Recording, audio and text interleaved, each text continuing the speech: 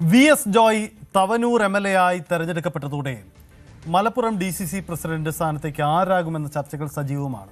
സംസ്ഥാനത്തെ 7ഓളം DCC അധ്യക്ഷന്മാരാണ് ഇത്തവണ MLA മാരായത്. അപ്പോൾ ആ ജില്ലകളിലെല്ലാം പുതിയ അധ്യക്ഷന്മാർ വേണ്ടിവരും. അതിലേറ്റവും പ്രധാനപ്പെട്ട ജില്ലകളിലൊന്നാണ് മലപ്പുറം. സാമുദായിക ഗ്രൂപ്പ് സമവാക്യങ്ങളും വാഗ്ദാനങ്ങളും ഉറപ്പുകളും തുടങ്ങി പ്രാദേശികത മുതൽ അടിസ്ഥാനമാക്കിയാണ് ചർച്ചകൾ സജീവമായി നടക്കുന്നത്. പ്രധാന സാധ്യതാ പേരുകൾ വി ബാബുരാജ്, അദ്ദേഹം നിലവിൽ KPCCയുടെ ജനറൽ സെക്രട്ടറിയാണ്. ഒപ്പം തന്നെ റിയാസ് മുക്കോളി, പട്ടാമ്പിയിൽ സീറ്റ് മോഹിച്ചു, കിട്ടിയില്ല, പ്രധാനപ്പെട്ട നേതാവാണ്. ഒപ്പം മറ്റ് പ്രധാനപ്പെട്ട ചില പേരുകളുമുണ്ട്, സാധ്യതകളുമുണ്ട്. എന്തൊക്കെയാണ് സാധ്യതകൾ? ഓരോരുത്തരുടെയും സാധ്യതകളും സാഹചര്യങ്ങളും വിശദമായി തന്നെ നമുക്ക് പരിശോധിക്കാം.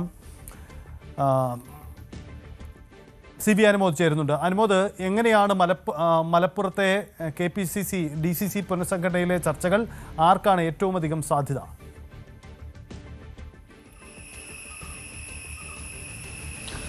സജിത്ത്, DCC പ്രസിഡന്റായ VS ജോയി നിലവിൽ തവനൂർ MLA ആണ്. അതുകൊണ്ട് തന്നെ DCC അധ്യക്ഷനെ കണ്ടെത്തേണ്ട സാഹചര്യം തന്നെയാണ് നിലവിലുള്ളത്. പക്ഷേ സമയമുണ്ട് എന്നുള്ളത് വസ്തുത തന്നെയാണ്. KPCC പ്രസിഡന്റും മാറേണ്ട ഒരു സാഹചര്യമുണ്ട്. സ്വാഭാവികമായിട്ട് KPCC പ്രസിഡന്റ് മാറിയതിന് ശേഷമേ DCC പ്രസിഡന്റിലേക്ക് എത്തുകയുള്ളൂ. പക്ഷേ നിലവിൽ ഇപ്പോൾ തന്നെ മലപ്പുറത്ത് ചർച്ചകൾ സജീവമായിട്ടുണ്ട് കോൺഗ്രസ് വൃത്തങ്ങളിലൊക്കെ തന്നെ. അതിലേറ്റവും പ്രധാനപ്പെട്ട പേരുകളിലൊന്ന് വി ബാബുരാജിൻ്റെയാണ്. അദ്ദേഹം KPCC ജനറൽ സെക്രട്ടറിയാണ്. ദീർഘകാലമായി മലപ്പുറത്ത് സംഘടനയുടെ ചുമതലയുള്ള വ്യക്തിയാണ്. യൂത്ത് കോൺഗ്രസ് എന്ന നിലയിലും കോൺഗ്രസ് പ്രവർത്തകൻ എന്ന നിലയിലും നേതാവ് എന്ന നിലയിലും ഒക്കെ തന്നെ കഴിവ് തെളിയിച്ച ആളാണ്. അദ്ദേഹത്തിൻ്റെ പേരിന് വളരെ പ്രാധാന്യമുണ്ട്. AP അനിൽകുമാറുമായിട്ടും അടുത്ത ബന്ധം സൂക്ഷിക്കുന്ന ഒരു വ്യക്തി എന്ന നിലയിൽ വി ബാബുരാജിന് വലിയ സാധ്യതയാണ് കൽപ്പിക്കുന്നത്. അതോടുപോലെ തന്നെയാണ് റിയാസ് മുക്കുളി നേരത്തെ പട്ടാമ്പിയിൽ സീറ്റിന് വേണ്ടി പ്രയത്നം നടത്തിയിരുന്നു. അദ്ദേഹത്തിന് 5 വർഷം പട്ടാമ്പി കേന്ദ്രീകരിച്ച് പ്രവർത്തിച്ചതിൻ്റെ ഒരു ചരിത്രം കൂടിയുണ്ട്. പക്ഷേ ഇത്തവണ സീറ്റ് നൽകാത്ത ഒരു സാഹചര്യത്തിൽ വലിയ പ്രതിഷേധവും ഉണ്ടായിരുന്നു. എന്നാൽ മലപ്പുറം DCC അധ്യക്ഷൻ എന്ന ഒരു പദവി, അതിലേക്ക് റിയാസ് മുക്കുളിയെ പരിഗണിക്കുമെന്ന ഒരു ഉറപ്പ് നേതൃത്വം നൽകിയതിൻ്റെ അടിസ്ഥാനത്തിലാണ് പിന്നീട് അദ്ദേഹം പാർട്ടിക്കെതിരെയോ മറ്റ് മുന്നണിക്കെതിരെയോ പ്രതിസന്ധി ഉണ്ടാക്കുന്ന തരത്തിലുള്ള നടപടികളൊന്നും തന്നെ സ്വീകരിക്കാതിരുന്നത്. തെരഞ്ഞെടുപ്പ് പ്രചരണത്തിൽ സജീവമാവുകയും ചെയ്തിരുന്നു. റിയാസ് മുക്കുളിയും ഈ ഒരു സ്ഥാനത്തേക്ക് അർഹനായിട്ടുള്ള വ്യക്തിയാണ്. അദ്ദേഹത്തിൻ്റെ പേരും സജീവമായിട്ടുണ്ട്. ഒപ്പം തന്നെ മറ്റ് പ്രധാനപ്പെട്ട പേര് NA കരീമിൻ്റെയാണ്. അദ്ദേഹം ജില്ലാ പഞ്ചായത്ത് അംഗമാണ്, KPCC അംഗമാണ്. നിലമ്പൂർ വഴിക്കട പുരുഷൻ എന്നുള്ള ജില്ലാ പഞ്ചായത്ത് അംഗമാണ്. ജില്ലയിലെ മുതിർന്ന നേതാവിൽ ഒരാൾ കൂടിയാണ് NA കരീം. അദ്ദേഹം VS ജോയിയുമായി അടുത്ത ബന്ധം സൂക്ഷിക്കുന്ന ആളെന്ന നിലയ്ക്ക് ഒരുപക്ഷെ ആര് എന്ന ചോദ്യം, VS ജോയിക്ക് ശേഷം ആര് എന്ന ചോദ്യത്തിന് ഒരുപക്ഷെ ചർച്ചകളിൽ ഏറ്റവും അധികം ഉയർന്നു വരുന്ന ഒരു പേര് കൂടിയാണ് NA കരീമിൻ്റേതായിട്ട് ഉയർന്നു വന്നിരിക്കുന്നത്. അതോടൊപ്പം തന്നെ A നസറുള്ള, അദ്ദേഹം തവനൂർ സ്വദേശിയാണ്, DCC സെക്രട്ടറിയാണ്. അദ്ദേഹവും ഈ ഒരു സ്ഥാനത്തേക്ക് വരുന്നുണ്ട്. പക്ഷേ ഇവിടേക്കൊപ്പം അപ്പുറം മറ്റൊരു പ്രധാനപ്പെട്ട കാര്യം വരുന്നത് യുവ നേതാക്കൾക്ക് പ്രാധാന്യമാണ്. VS ജോയി സംസ്ഥാനത്തിന് ഏറ്റവും പ്രായം കുറഞ്ഞ DCC പ്രസിഡന്റായിരുന്നു. അപ്പോൾ യുവ നേതാക്കൾ വരട്ടെ എന്ന ഒരു മാനദണ്ഡം വരികയാണെങ്കിൽ ഈ നേരത്തെ സൂചിപ്പിച്ച ബാബുരാജിനും NA കരീമിനൊക്കെ അപ്പുറം മറ്റു ചില പേരും കൂടി ഉയർന്നു വരാനുള്ള സാധ്യതയുണ്ട്.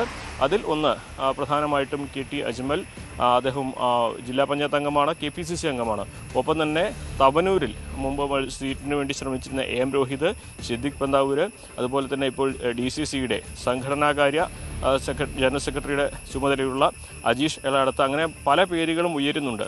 ഇതിൽ പല മാനദണ്ഡങ്ങളാണ് ഇവരൊക്കെ തന്നെ മുന്നോട്ട് വയ്ക്കുന്നത്. പൊന്നാനി തവനൂർ കേന്ദ്രീകരിച്ച് ഒരു നിലവിൽ MLA-മാർ 2 MLA-മാരും ഏറനാട് മേഖലയിൽ നിന്നുള്ളവരാണ്. അപ്പോൾ ആ മേഖലയിൽ നിന്നൊരു നേതാവ് വേണമെന്ന ആവശ്യം അവിടെ ഉയരുന്നുണ്ട്.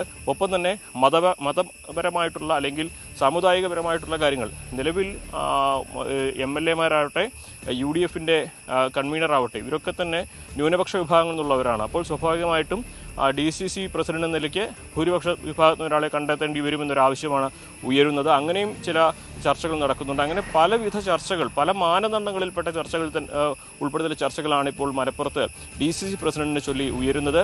ഇതിൽ അന്തിമമായിട്ട് ആർക്കായിരിക്കും ഈ ഒരു പട്ടികയിൽ ഇടം നേടുക എന്നുള്ളത് സ്വാഭാവികമായിട്ടും കേന്ദ്രത്തിൻ്റെ തീരുമാനം തന്നെ പ്രധാനപ്പെട്ടതായിരിക്കും. എന്നാണെങ്കിലും KPCC പ്രസിഡന്റിന് ശേഷമേ DCC പ്രസിഡന്റുമാരെ തിരഞ്ഞെടുക്കുകയുള്ളൂ എന്നുകൊണ്ട് തന്നെ സമയമുണ്ട്.